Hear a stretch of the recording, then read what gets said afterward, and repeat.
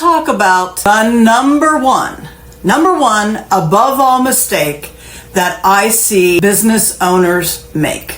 Whether you're running a small business or you're a commission-based individual, a solo operation. Here's what happens every time I start to coach someone. They come in and they're like, oh, I need to get some clarity, Debra. I need to get things resolved. My business I know is ready to grow and I'm just not sure where I am with it, blah, blah, blah, blah, blah. And they want to start looking at their business. They want to say, this is what I need to address. And I am here to tell you, it is not what you need to address. Now, don't get all upset. Just hang in there and listen to me. What we need to do first, and what you need to do first, is look at your personal finances. And you're like, oh, no, I have that under control. I'm good with my personal finances. I don't need any help with that. I need help with my business.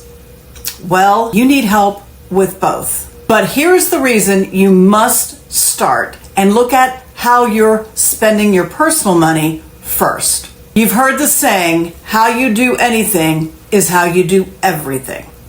Once again, how you do anything is how you do everything. I've watched it time and time and time again. The way you spend your money personally is the way you're going to run your business. You can't separate it. And your problems, your issues are all inside here. Now, this is not some woo-woo-woo, kind of video. This is a hardcore business-related topic that we're going to talk about. The way you spend money, the way you save money, the way you invest money, and the way you set up legal protections is personal. When I tell people about LLCs, if you're going to own a property, a rental property, an Airbnb, anything like that, they're like, oh no, I don't want to get an LLC. Talk to an attorney and ask an attorney, do I want to set this property up to have legal protection under an LLC, or do I want to put it in my personal name? Just go talk to your attorney and see what they say.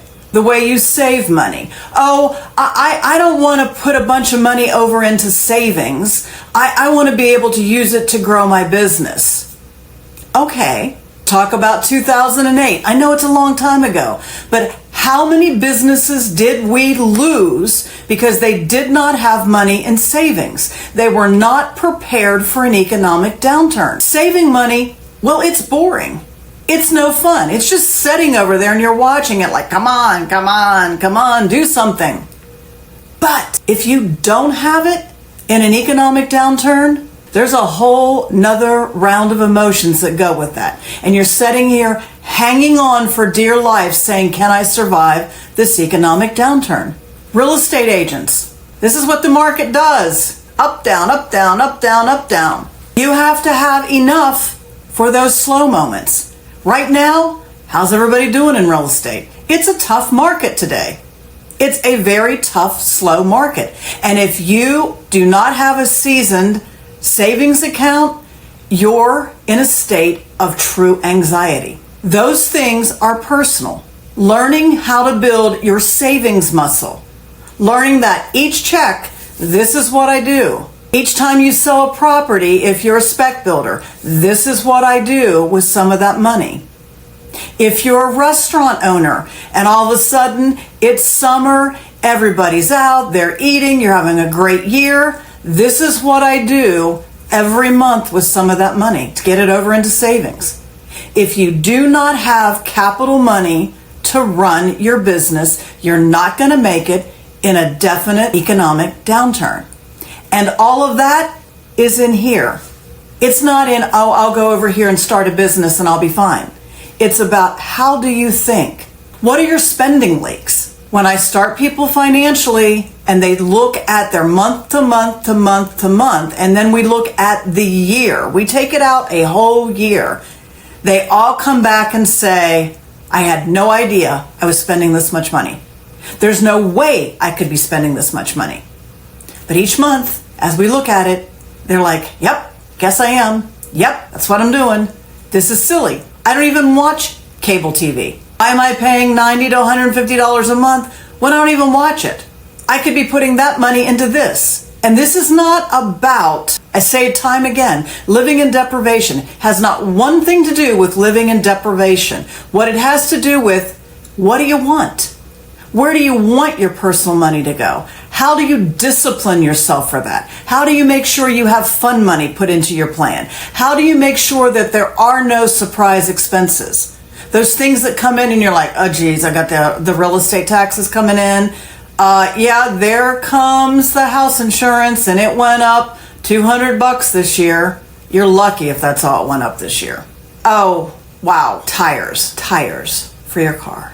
That's probably a $1,200 expense. If you don't have it in your plan and you don't know where you are personally and you are not disciplined within your personal finances, you're never going to be disciplined in your business world. So the first thing we need to do is look at how you spend, how you save, how you invest, and how you protect yourself. When we get all of those things set up over here, then we can go over here to the business, because you have found your weaknesses. You have found the points that you haven't taken care of. I cannot tell you how many people do not have a will, do not have a trust set up. They've got kids, they've got stuff, and they have no will.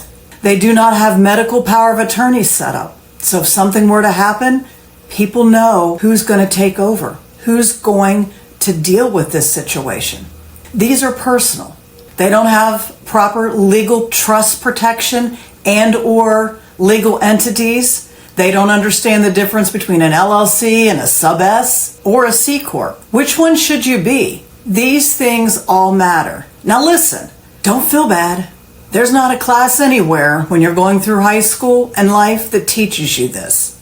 And unless your parents were savvy and knew what they were doing, you have to learn this on your own. Everybody says, oh, I've got $10,000. I'm ready to invest. In what? What are you qualified to invest in? Really? Oh, I'm going to get some crypto. Really? And you've done no research? You don't understand crypto? You're going to invest in the hottest stock tip that somebody gave you? When you lose your money, that person who gave you the stock tip, they're not going to pay you back. They're not going to go, oh, don't worry about it, man. That was bad advice. Let me refund you your $10,000 out of my money. Not going to happen. In order to get savvy, you have to learn. You have to go back to the school of life, the school of money. And it's not that difficult. But all of that is inside you. It doesn't have anything to do with running your business. You have to know what makes you tick. What kind of stock investment do you feel comfortable with? What makes you a nervous Nelly? You can't move at night because you made this investment and you didn't know what you were doing and you shouldn't have done it. Where's your level of anxiety? Do you feel more comfortable investing in physical things like real estate or apartments? Do you feel more comfortable investing in crypto because you know it and understand it? Do you feel more comfortable investing in stocks? Do you not feel comfortable at all? You have to get this all lined up. You have to know how you spend money. You have to know what disciplines you have in place and what you don't have in place so that you can then get all of that grounded. That is why I have my 90 days to financial clarity. In 90 days, we can set you up with a monthly plan and an annual plan so that you can see where things really are not under control. You're not living life the way you want to live it. And I always go back to one day I walked in the house with a new pair of black shoes. And I took them in to put them in my closet, and I had 10 other pair of black shoes. Why did I need another pair? I didn't. So then I have to look at, why did I buy them? Why did I buy an 11th pair of black shoes? And I know that sounds kind of minuscule, but it's important. So if I'm buying 11 pairs of black shoes, how many hats did I have? How many tops did I have? How many skirts did I have? How many do I really need for me to be okay? This is about me. Why am I blowing money on an 11th pair of shoes? You have to look at, what are your leaky buckets? You don't even know you're doing it. Christmas is a great example. This year, you're going to get Christmas under control. You're not going to overspend. Yep. Go into the mall. You're buying for everybody. You buy extras because you're like, oh, they would love that and I want to give it to them. And then while you're doing that, you're like, oh, look at that beautiful winter sweater. I need that. And the first thing you know, you've overspent at Christmas because you did not look at a disciplined plan that works for you. This has nothing to do with right or wrong. What works for you? And until we get the you straightened out, your business is not going to be straightened out because you're going to just transfer everything you do here over into your business. So the number one thing is you've got to get your personal finances straightened out before you can get your business straightened out. I hope this helped. If it resonated with you, if you had an aha moment, put a comment below. Let me know where your leaky buckets are. Let me know how, yep, I see that, Debra. I was running my business like my personal. And if you need help, there's a link below to my 90 Days to Financial Clarity. You will not regret it. It will set a stage that you have never known about yourself before. This is getting to know you.